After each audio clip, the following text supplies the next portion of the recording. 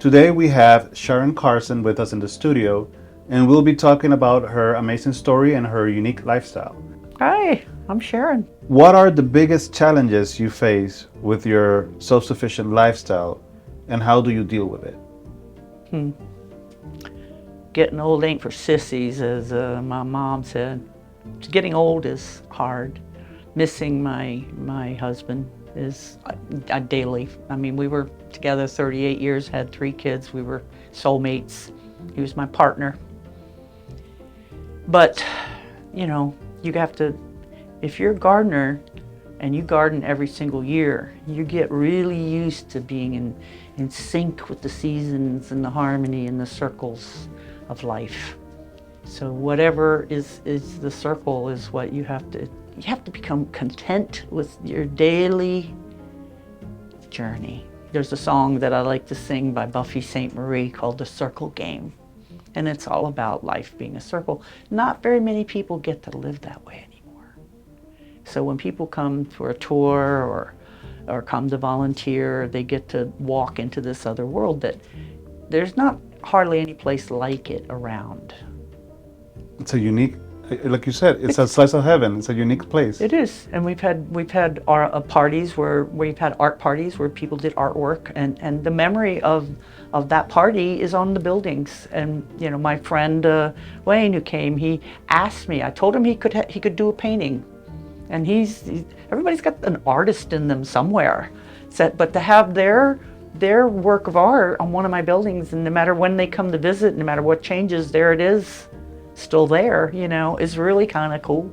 That is pretty cool. It's like a little history book, you know. Yeah, it's a living history book that you're keeping it alive. Yeah, well, it's, you know, as long as I'm here, you know, I mean, really, ultimately, I'm a garden artist, and I have a whole stack of magazine articles that have been written about me and my garden work there for the last 47 years, and one of them was called The Art of the Garden, and because it's like a painting that you get to do every year, and it's constantly changing. Yeah. And it's constantly shifting, and you will get those bugs or those plants that weren't around a long time ago, and what used to be able to grow no longer grows. So you got to be able to keep up with it. You got to go with the flow. You got to keep changing, and you got to accept it. Like this year, I couldn't find anybody to fix my tiller, so this very special old ancient sweet corn that I was going to grow back there didn't get planted. And it's disappointing because I was looking forward to having sweet corn, but I couldn't find anybody to fix the tiller. And it needed to be fixed. Finding help is very hard, especially affordable, because I have to stay within my budget. I'm not rich. And I haven't got my witchcraft quite down yet. And how did losing your husband affect your work on the farm and your way of life? Well, it's a big adjustment. The same year that he died, my daughter got married, and my grandson, who was living with us, and moved to Washington State, and 6 months later he was gone, and I was alone. And it was my son still lived with me, thank goodness, for a couple of years before he went to college. So we had developed our own little graveyard. I call it the Sacred Grove, in the back corner of the property, and where we buried the old horse, because I didn't want her sent off to be turned into dog food. So she was buried back there. So we had a similar graveyard that where the old farm horse from my grandfather's farm was buried. Yeah. And I can't remember, we called that something, I don't know if there was a name for it, but that where that horse was buried, we buried all our pets around that old farm horse. So when my horse died, we buried her there. And then when my husband died, a week before that, we had talked about death and what we wanted to have done and stuff, because he was having a lot of health issues before he died. And we talked about what we wanted to do. And so his urn is back there, and there's a memorial bench, and I go back there and planted 2 of his favorite trees that just perfume the air and like hug the whole area. It's just beautiful. And I wrote an article that got published in Applied Biodynamics about this magical stag. Anyway, you have to read it sometime, but it's just a magical place. So now my daughter that just died of cancer, her urn is back there. I just buried my other horse back there, and my dog just died. So it has become like the farm.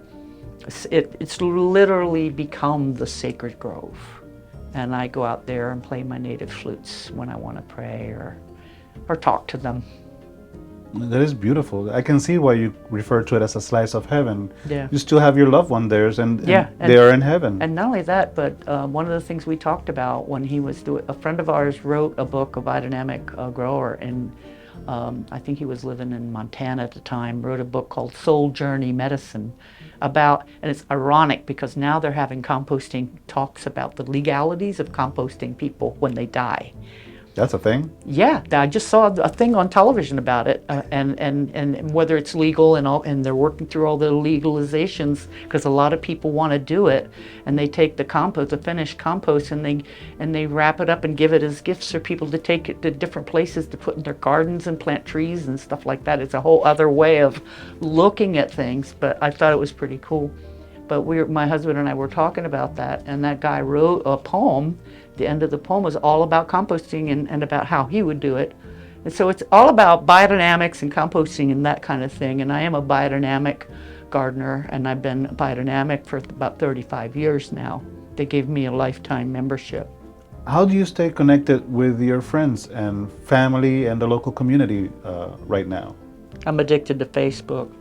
The social media is working for you then? Well, I have a lot of groups that I'm part of, and I have about 1,000 followers, mostly anybody that's interested in gardening, permaculture, biodynamics, or seed saving, or anything like that, I will respond to. I used to be into a lot of fiber arts and do a lot of, weaving. I learned to weave in New Mexico and stuff like that. So I have other interests, but yeah, I mean, I'm social. I like to talk to people, and I go to the local pub, and I meet new people there, and so I get a lovely solitude. I miss my dog, but I've inherited my daughter's 2 cats, so I still have cat company in the house, and I have my horse that gets a hug every day, and I don't hug rabbits and chickens and ducks. I'm sorry, I'm not one of those people. Oh, you're eating them too, so it's kind of weird. Yeah, it is. I don't name them either. Yeah. What ways has the community supported your journey, like throughout the years? Because you've been here for in this place for 45 years. How has the community supported your journey through this 45 years when it started, and how it is now? Well, I was very the farm where I grew up. My grandparents had got prevention magazines and organic gardening magazines. So organic gardening has always been part of my life and initiated by my family. So we've always been organic. There was never so I'm not a big fan of certification of any form. I think that they ought to pay organic gardeners and not charge them money to, if they want to help them, they can help them. But, I just don't like that idea at all. And there's things that are done in organic that are allowed that I would never do. So that's how I feel about that. But in terms of community, I have tried since the girls were little and stuff to try to, make extra money and take the kids along. We started the very first farmers market. We're in Salisbury. We were feeding a a strawberry, or no, it was a radish to the mayor at the time, and he hated radishes.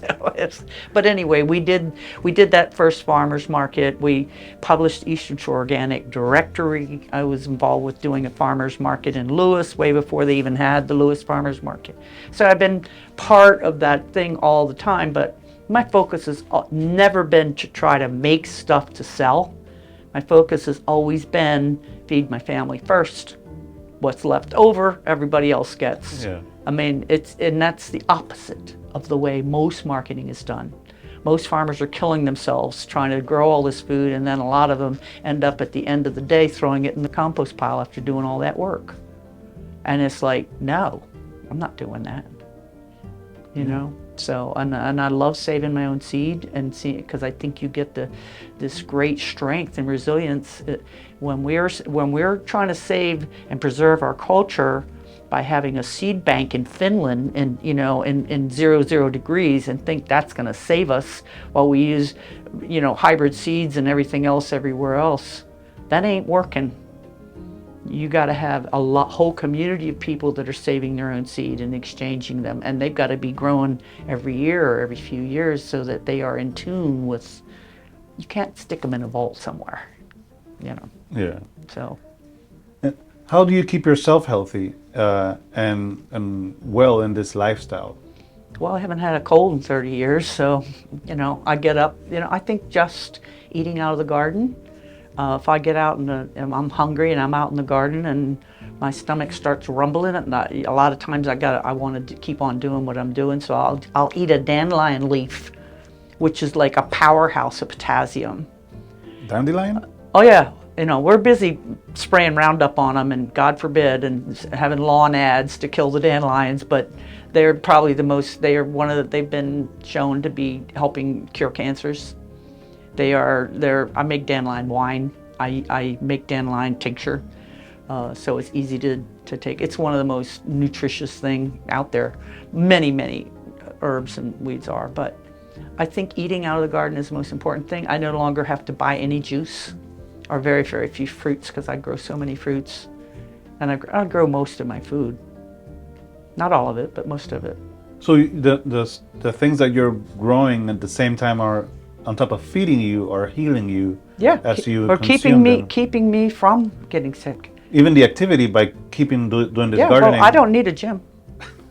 I mean, I might not want to run a marathon, but I look at them as a big waste of energy. I mean, I was even talking in the past about starting a garden program, a gym program at the garden. You pay me to come here and work, Yeah. and you get fit. But I mean, it's very good for you. You're still working out in the yard, and you're out there. I'm picking up 50-pound bales of hay and 50-pound bags of feed on a frequent basis. I pull cart full of wood that are 400 pounds, and fill my wood boxes up, and I try not to put more than 4 hours of labor, physical labor, in a day. Yeah. But most of my work happens in the spring and the fall. What are some of the most important lessons that you've learned from living this way? Go with the flow. Don't be afraid to make mistakes. Don't be afraid to reach out and ask others for help. Just keep on doing it. Don't give up just because, something didn't work out. You can always, every single type of plant, I always give it 3 tries before I give up. So 3 years I'll fail, and if I can't win the 3rd time, I'll say, okay, that's enough. But I mean, that's the point. Perseverance is the most important thing. I keep thinking about, what are we going to do if there are no grocery stores? If you look at it like, what are your options? Shouldn't you at least want to know how to take care of yourself and the people you love? Isn't that important? And there's a big difference between anything that you grow, especially if you learn to compost and you learn how to feed the soil. And the study that we're doing with the university ladies, and the progress that I've seen on paper of the healing of my soil that I'm eating, gives me validation. It really does, more than anything. People will drop into my life like you, and like the lady who referred me to you. People that are just like angels to me, because most people don't get what I do, and they don't understand why I do it. But I'm not living my life for that. I'm living my life for those few beings that do get me, so that gives me all the joy I need. And I'm glad my kids are nearby and still want to be with me, That matters a lot. So what are the things that make it possible for you to continue living sustainably? Okay. Mostly it's work. It's like embracing work and also taking the time to love yourself and to take care of yourself. It's also very important, because if you burn out, it's all going to fall apart. And learn to be frugal. Learn to not waste money on dumb stuff. Or at least if you do it in moderately. I mean moderately, not immoderately. What advice would you give the viewers who are inspired by your lifestyle? Come visit me. Where can they visit you? Oh, the name of the garden, which I won't explain. Back when I tried to be certified organic, the whole controversy over certification and all that sort of thing, I did try for a long time to get certification and to be able to do everything I wanted to do within the perimeters of the way it was set up.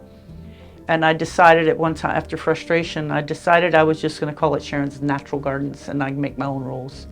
And so that's what it used to be, Rosa Sharns, because that was my nickname from the Grapes of Wrath. My first farmer's market thing it used to be Rosa Sharn, but I changed it to Sharon's Natural Garden. So that's what I have a sign there, and I have, we've done videos, and I go on Facebook to all kinds of different gardening groups and answer questions, and I sell seeds or plants or all kinds of things, and I do a wild basket weaving class out of weeds and vines from my gardens, and that's a lot of fun. Because I usually serve everybody a pie and some tea, and everybody has fun that's a lot of fun.